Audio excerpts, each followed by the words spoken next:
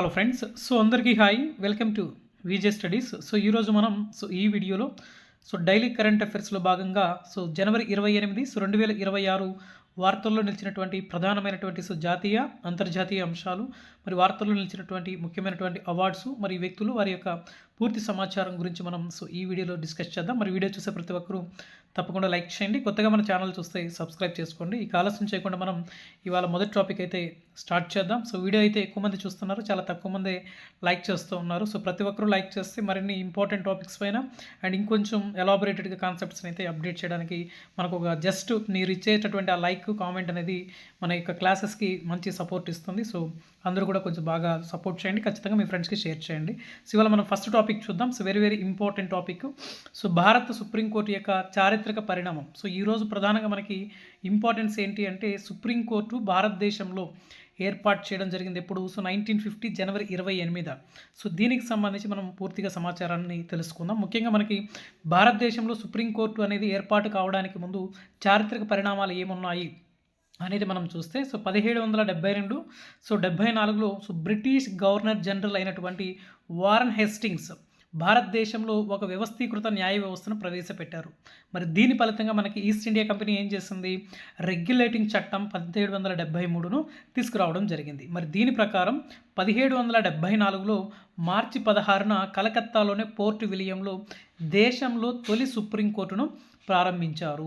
భారతదేశంలో సుప్రీంకోర్టు యొక్క చారిత్రక పరిణామాన్ని మనం ఒకసారి పరిశీలిస్తే 1772లో భారతదేశంలో కూడా ఒక న్యాయ వ్యవస్థను ఏర్పాటు చేయాలి అని చెప్పి ఈస్ట్ ఇండియా కంపెనీ రెగ్యులేటింగ్ చట్టం తీసుకొచ్చింది. మరి రెగ్యులేటింగ్ చట్టం ఎప్పుడు వచ్చింది మనకి?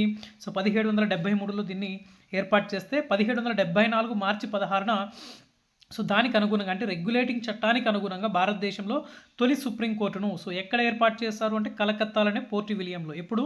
1774 మార్చి 16న. మరి ఈ యొక్క తొలి న్యాయమూర్తులుగా ఈ యొక్క సుప్రీంకోర్టుకు ఎవరు ఎంపికయ్యారు, మరి ఎవరు పనిచేస్తారు అనేది మనం చూస్తే ఎలిజా ఇంఫే. భారతదేశానికి సంబంధించి తొలి సుప్రీంకోర్టు న్యాయమూర్తి ఎవరు అంటే ఎలిజా ఇంఫే మొదటి ప్రధాన న్యాయమూర్తిగా వ్యవహరించారు. మరి సీజర్ లైమ్స్టైర్, జాన్ హైడ్ మరియు రాబర్ట్ చాంబర్స్ వీళ్ళందరూ కూడా న్యాయమూర్తులుగా పనిచేయడం జరిగింది. Very important GK point of వ్యూలో చాలా సందర్భాల్లో అడిగినటువంటి ప్రశ్న. మరి ముఖ్యంగా చూస్తే ఫెడరల్ కోర్టుగా దీనిని ఎప్పుడు మార్చారు అంటే భారత ప్రభుత్వ చట్టం 1935 ప్రకారం కలకత్తాలోని సుప్రీంకోర్టును ఫెడరల్ కోర్టుగా మార్చారు. మరి ఎప్పుడు మార్చారు అంటే 1937లో ఢిల్లీలో దీనిని ఫెడరల్ కోర్టుగా మార్చి ఏర్పాటు చేయడం జరిగింది. ఫెడరల్ కోర్టుని ఏ చట్టం ప్రకారం ఏర్పాటు చేశారంటే భారత ప్రభుత్వ చట్టం. భారత ప్రభుత్వ చట్టం ఇప్పుడు 1935 ప్రకారం సుప్రీంకోర్టును ఫెడరల్ కోర్టుగా మార్చి 1937లో ఢిల్లీలో ఏర్పాటు చేస్తారు. మరి ఈ ఫెడరల్ కోర్టుకు తొలి ప్రధాన న్యాయమూర్తిగా సర్ మ్యారిస్ గ్వేయర్ పనిచేస్తారు. ఫెడరల్ కోర్టుకి తొలి ప్రధాన న్యాయమూర్తి ఎవరు అంటే సర్ మ్యారిస్ గ్వేయర్. గుర్తుంచుకోండి. సుప్రీంకోర్టుకి అయితే ఎలిజా ఇంఫే, ఫెడరల్ కోర్టుకి అయితే sir Maurice Gwyer. Very important GK point of వ్యూలో. మరి ముఖ్యంగా భారతదేశానికి స్వతంత్రం వచ్చిన తర్వాత అంతకుముందు ఉన్నటువంటి ఫెడరల్ కోర్ట్ అనేటటువంటి దాన్ని 1950 జనవరి 28 నుండి కూడా సుప్రీంకోర్ట్ ఆఫ్ ఇండియాగా మార్చారు. స్వతంత్ర భారతదేశం అనేది ఏర్పాటైన తర్వాత, భారతదేశానికి స్వతంత్రం వచ్చిన తర్వాత ఈ ఫెడరల్ కోర్ట్ ఏదైతే ఉందో దానిని సుప్రీంకోర్ట్ ఆఫ్ ఇండియాగా మార్చారు. ఎప్పుడు మార్చారు సుప్రీంకోర్ట్ ఆఫ్ ఇండియాగా అంటే 1950 జనవరి 28. ఈ రోజు ప్రాముఖ్యత ఏంటి?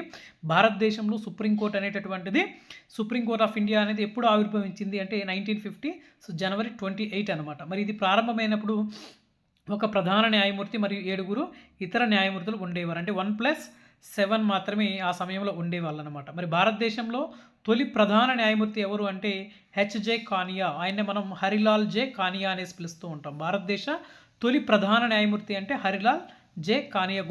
గుర్తుపెట్టుకొని వెరీ ఇంపార్టెంట్. ఈ యొక్క భారతదేశంలో సుప్రీంకోర్టు యొక్క ఆవిర్భావానికి సంబంధించి రెగ్యులేటింగ్ చట్టం తర్వాత వచ్చినటువంటి ఈ యొక్క కోర్టు నిర్మాణానికి సంబంధించి ప్రత్యేకించి ఎవరెవరు న్యాయమూర్తులుగా పనిచేస్తున్నారు ఏంటి జీకే పాయింట్ ఆఫ్ వ్యూలో జనరల్ స్టడీస్లో కూడా చాలా ఇంపార్టెంట్. మరి సుప్రీంకోర్టు కేవలం ఒక న్యాయస్థానమే కాదు, పౌరుల యొక్క ప్రాథమిక హక్కులను సంరక్షిస్తుంది. రాజ్యాంగ పరిరక్షణకు కూడా ఇది ప్రత్యేకమైనటువంటి బాధ్యత వహిస్తుంది. మరి దేశ పరిపాలన చట్టబద్ధంగా జరగడానికి రాజ్యాంగ స్ఫూర్తికి అనుగుణంగా ఇది ప్రధానంగా ఈ యొక్క సుప్రీంకోర్టు అనేది పనిచేయడం జరుగుతుంది అనేసి గుర్తుపెట్టుకోండి. వెరీ ఇంపార్టెంట్ జనరల్ స్టడీస్లో కావచ్చు అండ్ అదేవిధంగా జీకే పాయింట్ ఆఫ్ వ్యూలో కూడా. ఓకేనా? నెక్స్ట్ మరొక అంశం చూద్దాం. Very important. ఆపరేషన్ మేఘబూర్.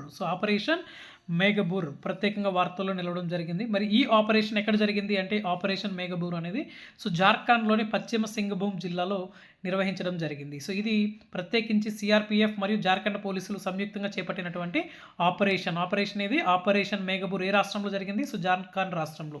మరి ప్రత్యేకించి ఇది భద్రతా దళాలు మావోయిస్టుల కోసం ప్రత్యేకంగా తీసుకొచ్చినటువంటి ఈ ఆపరేషన్ అన్నమాట. సో ఆపరేషన్ మేఘబూర్ అనేది జార్ఖండ్ రాష్ట్రానికి సంబంధించినటువంటి ఇంపార్టెంట్ ఆపరేషన్ ప్రధానంగా మనకి వార్తల్లో ఉంది. So very important.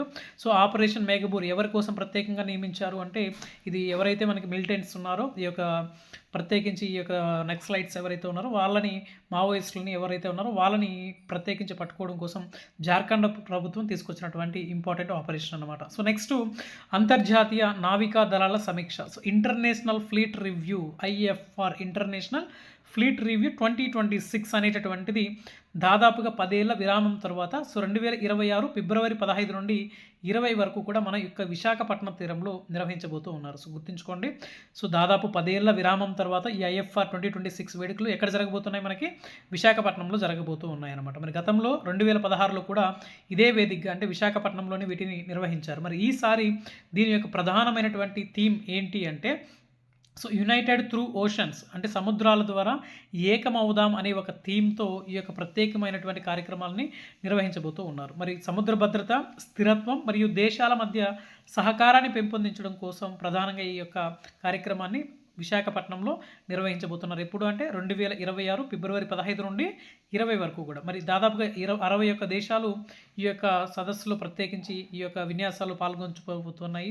ముఖ్యంగా చూస్తే చైనా మరియు పాకిస్తాన్లకు ఈ యొక్క కార్యక్రమానికి ఎక్కడా కూడా ఆహ్వానం అనేది అందలేదు. సో ఇక్కడ ప్రత్యేకించి గుర్తుపెట్టుకోవాల్సింది భారతదేశంలో ప్రత్యేకించి అత్యంత ప్రతిష్టాత్మకంగా నిర్వహించినటువంటి ఈ యొక్క IFR 2026 అంతర్జాతీయ నావికా దళాలకు సంబంధించినటువంటి సమీక్ష ఏదైతే ఉందో ఈ విన్యాసాలకు సంబంధించి ఏదైతే ఉందో ఈ ప్రాంతానికి సంబంధించి చైనా మరియు పాకిస్తాన్కి ఎటువంటి ఆహ్వానం అనేది అందలేదు. ఇందులో దాదాపుగా 61 దేశాలు అయితే పాల్పంచుకోబోతూ ఉన్నాయన్నమాట. ఓకేనా. So very important. మరి సాయుధ దళాల సర్వసైన్య అధ్యక్షురాలైనటువంటి రాష్ట్రపతి ద్రౌపది ముర్ము గారు ఈ యొక్క కార్యక్రమాన్ని ప్రత్యేకంగా హాజరు కావడం కూడా జరుగుతుంది. సో సాయుధ దళాలకి అధ్యక్షురాలు ఎవరు అంటే సో రాష్ట్రపతి గుర్తుంచుకోండి. మరి ప్రత్యేకించి IFR సమయంలోని బహుళ దేశాలకు సంబంధించి నావికా దళాల యొక్క విన్యాసాలు సో మిలాన్ ఎక్సర్సైజెస్ కూడా so Milan exercise very important exercise ఇది కూడా ఎక్కడ జరగబోతుందంటే మనకి సో విశాఖపట్నంలోనే దీన్ని నిర్వహించబోతున్నారు అనేసి గుర్తుంచుకోండి. సో వెరీ ఇంపార్టెంట్ అనమాట. మరి భారత నావికా దళానికి సంబంధించినటువంటి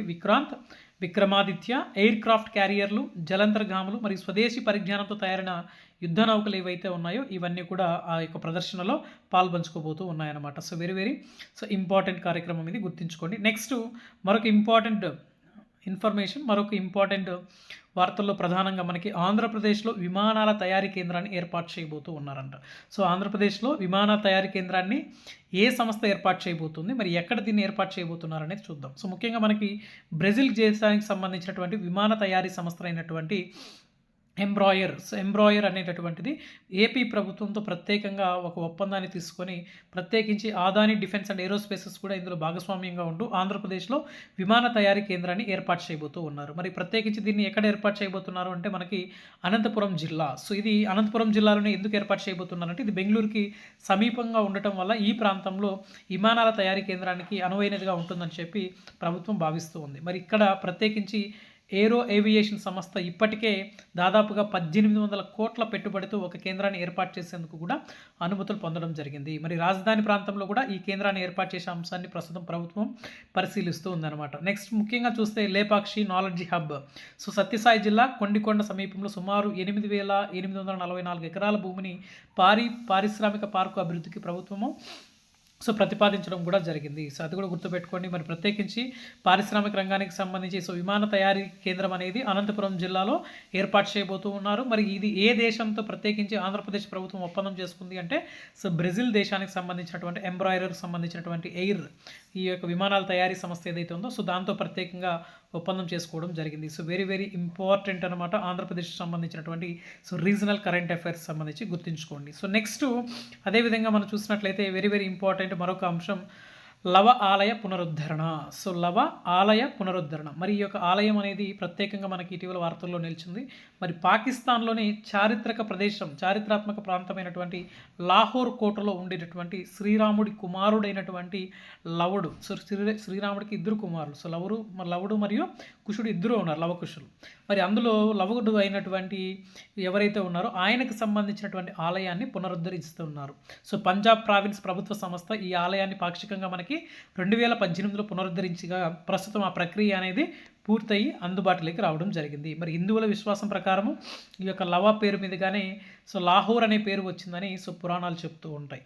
మరి ప్రత్యేకించి ఇక్కడ ఈ యొక్క ఆలయంతో పాటు మహారాజా రంజిత్ సింగ్ సంబంధించినటువంటి 2 సిక్కు స్మారక కట్టడాలను కూడా ఈ యొక్క ప్రాంతంలో పునరుద్ధరించడం జరిగింది. సో గుర్తుంచుకొని, సో వెరీ వెరీ ఇంపార్టెంట్. ఇటీవల కాలంలో ప్రత్యేకించి శ్రీరాముడి కుమారుడైనటువంటి లవుడికి సంబంధించినటువంటి ఆలయాన్ని ఏ ప్రాంతంలో తిరిగి పునరుద్ధరించారు అంటే పాకిస్తాన్లోనే లాహోర్ ప్రాంతంలో గుర్తుంచుకోవాలి. నెక్స్ట్ అంతర్జాతీయ రక్షణ సంబంధాలకు సంబంధించి 2026 ఫిబ్రవరిలో విశాఖపట్నం వేదికగా జరిగేటటువంటి ఈ యొక్క అంతర్జాతీయ యుద్ధ నౌకల సమీక్ష కార్యక్రమానికి 61 దేశాలకు ఆహ్వానం ఇచ్చినా పాకిస్తాన్ చైనాకి ఇవ్వలేదు.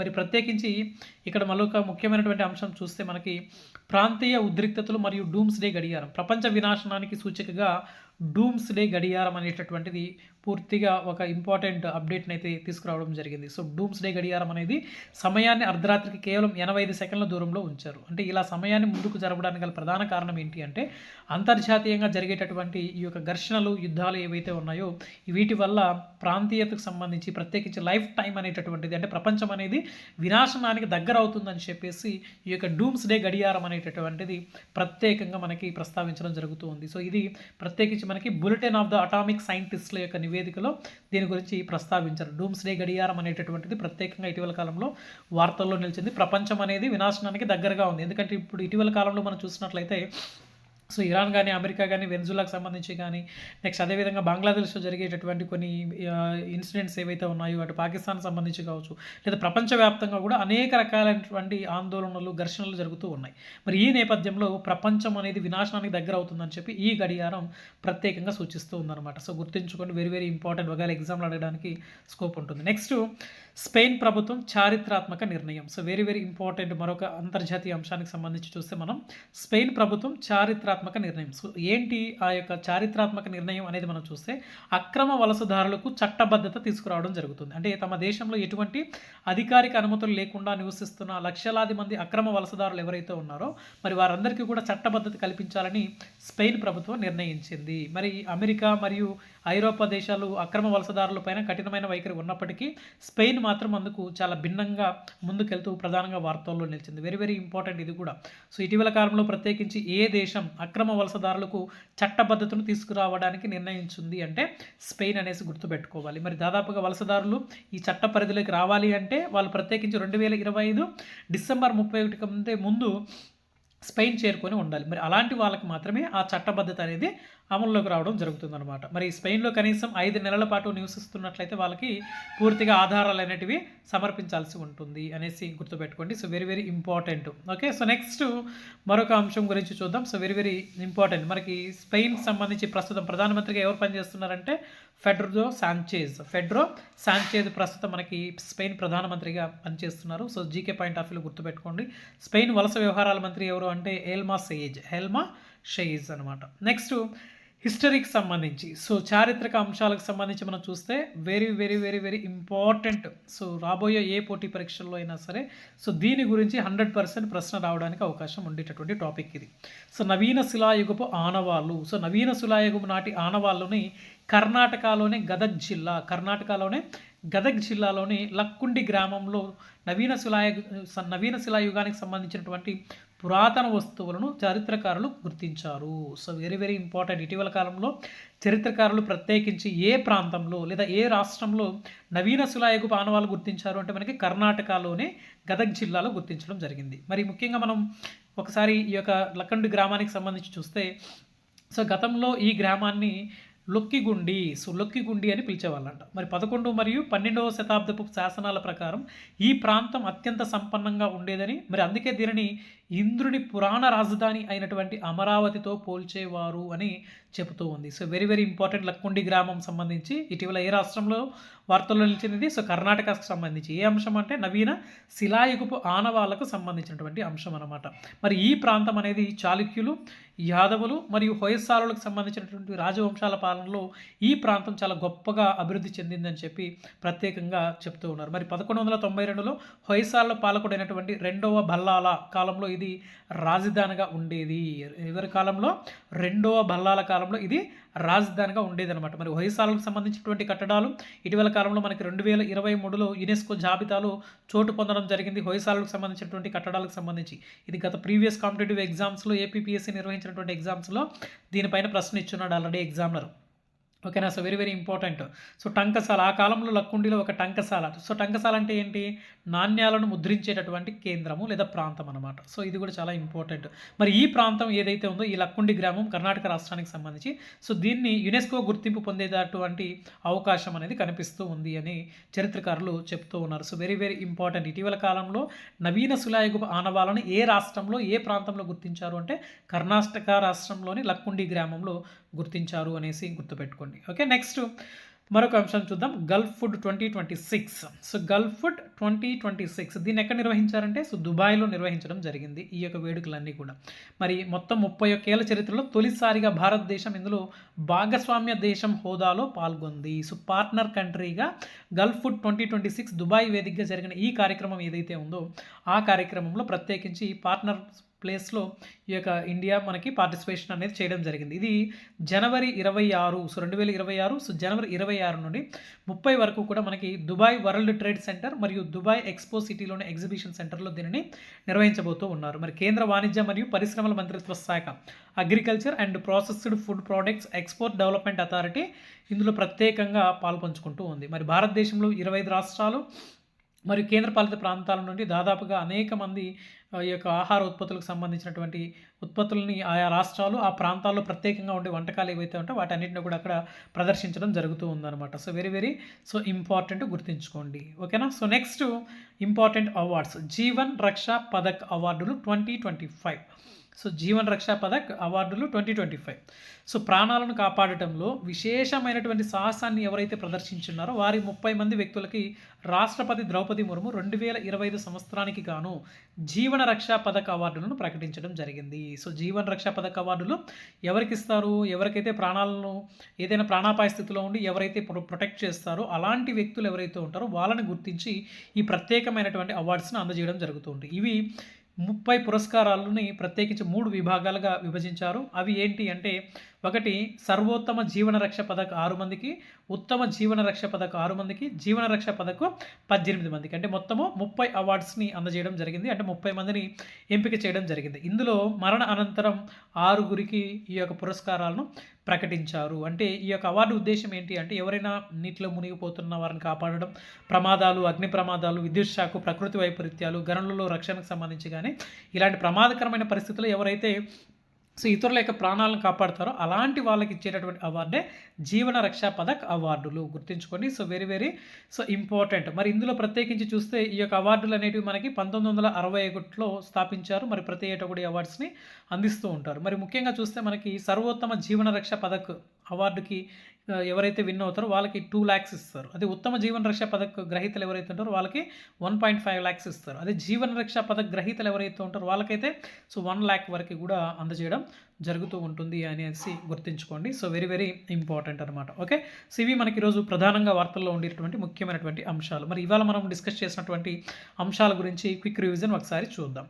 సో భారత్ సుప్రీంకోర్టు అనేది మనకి 1950 సో జనవరి 28న సుప్రీంకోర్ట్ ఆఫ్ ఇండియాగా అవతరించడం జరిగింది. సో ఈరోజు ఇంపార్టెన్స్ ఏంటి మనకి? సో భారత సుప్రీంకోర్టు యొక్క ఆవిర్భావ దినోత్సవం. సో 1950 సో జనవరి 28న సుప్రీంకోర్ట్ ఆఫ్ ఇండియాగా అవతరించిందనమాట. మరి బ్రిటిష్ పాలనలో 1774లో కలకత్తాలో దేశంలోని తొలి సుప్రీంకోర్టును ప్రారంభించారు. సో దేశంలో తొలి సుప్రీంకోర్టును ఎక్కడ ఏర్పాటు చేస్తారంటే కలకత్తాలో. ఎప్పుడు? 1774లో. ఎవరి కాలంలో? బ్రిటిష్ వారి కాలంలో. నెక్స్ట్, స్వతంత్ర భారతదేశానికి తొలి ప్రధాన న్యాయమూర్తి ఎవరు అంటే హెచ్జే కానియా. సో హరిలాల్ జే కానియా. గుర్తుంచుకోండి, హెచ్జే కానియా లేదా హరిలాల్ జే కానియా. మరి స్పెయిన్ ప్రభుత్వం 2025 డిసెంబర్ 31 వరకు తమ దేశంలోకి వచ్చిన అక్రమ వలసదారులు ఎవరైతే ఉన్నారో వాళ్ళ కోసం ప్రత్యేకంగా చట్టబద్ధత అనేది కల్పించబోతూ ఉందన్నమాట. So very very important. Next పాకిస్తాన్లోని చారిత్రక లాహోర్ ప్రాంతంలో శ్రీరాముడి కుమారుడు లవకుడికి చెందినటువంటి ఆలయాన్ని తిరిగి పునరుద్ధరించడం జరిగింది. మరి హిందువుల విశ్వాసం ప్రకారం లవుడి యొక్క పేరు మీదుగానే లాహోర్ అని పేరు వచ్చిందని పురాణాలు చెబుతూ ఉంటాయి. మరి విశాఖపట్నం వేదిక మనకి 2026 ఫిబ్రవరి 15 నుండి 20 వరకు కూడా అంతర్జాతీయ నావికా దళాల సమీక్ష జరగబోతూ ఉంది. అంతర్జాతీయ నావికా దళాల సమీక్ష నిర్వహించబోతూ ఉన్నారంట. నెక్స్ట్ ఈ యొక్క అంతర్జాతీయ నావికా దళాలకు సంబంధించినటువంటి థీమ్ ఏంటి అంటే United through oceans. United through oceans అంటే సముద్రాల ద్వారా ఏకమవుదాం అనేటటువంటి ఒక నినాదంతో ఈ కార్యక్రమాన్ని నిర్వహించబోతూ ఉన్నారు. మరి అమెరికా అధ్యక్షుడు డొనాల్డ్ ట్రంప్ ప్రత్యేకించి దక్షిణ కొరియా యొక్క దిగుమతులపై ఎంత శాతం సుంకాలు పెంచుతున్నట్లు ప్రకటించాడు అంటే 25% సుంకాలు పెంచుతున్నట్లు ప్రకటించడం జరిగింది. నెక్స్ట్ ఆంధ్రప్రదేశ్కు ప్రత్యేకించి బ్రెజిల్కి చెందినటువంటి ఎంబ్రాయిడర్ ఎయిర్ సంస్థ ఏదైతే ఉందో ఈ సంస్థ విమానాల తయారీ కేంద్రాన్ని అనంతపురం జిల్లాలో దాదాపుగా 1800 కోట్ల పెట్టుబడితో ఈ యొక్క కార్యక్రమాన్ని ఏర్పాటు చేయబోతూ ఉన్నారు. గుర్తుంచుకోండి. So very very important. Next అదేవిధంగా మనకి ఇటీవల స్వేచ్ఛా వాణిజ్య ఒప్పందం వల్ల భారతదేశం సుమారుగా 6.9 లక్షల కోట్ల వరకు కూడా లాభం చేకూరుకుపోతుంది. అంటే ముఖ్యంగా ఇటీవల మనకి యూరోపియన్ యూనియన్కి భారతదేశానికి స్వేచ్ఛా వాణిజ్య ఒప్పందం జరిగింది. మరి ఈ ఒప్పందం ద్వారా భారతదేశానికి వచ్చే లాభం ఎంత అంటే 6.9 లక్షల కోట్లంట. నెక్స్ట్ ప్రపంచ వినాశనానికి సూచకగా భావించే డూమ్స్ డే గడియారం సమయాన్ని అర్ధరాత్రికి కేవలం ఎన్ని సెకండ్ల దూరంలో ఉంచారంటే 85 సెకండ్ల దూరంలో ఉంచడం జరిగింది. సో డూమ్స్ డే గడియారం వెరీ వెరీ వెరీ ఇంపార్టెంట్. గుర్తుంచుకోండి.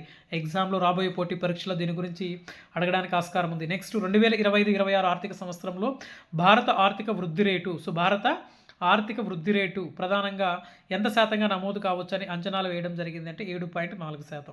మరి గల్ఫ్ ఫుడ్ 2026 31 ఏళ్ల చరిత్రలో తొలిసారిగా భారతదేశము దుబాయ్లో జరిగే ఈ కార్యక్రమం ఏదైతే ఉందో అందులో భాగస్వామ్య దేశంగా పాల్గొంది. భాగస్వామ్య దేశంగా పాల్పంచుకుందనమాట. నెక్స్ట్ నవీన శిలాయుగానికి చెందినటువంటి పురాతనమైనటువంటి వస్తువులని ప్రత్యేకించి ఏ రాష్ట్రంలో గుర్తించారంటే కర్ణాటకలోని గదగ్ జిల్లా లక్కుండి గ్రామం. ఏ గ్రామం?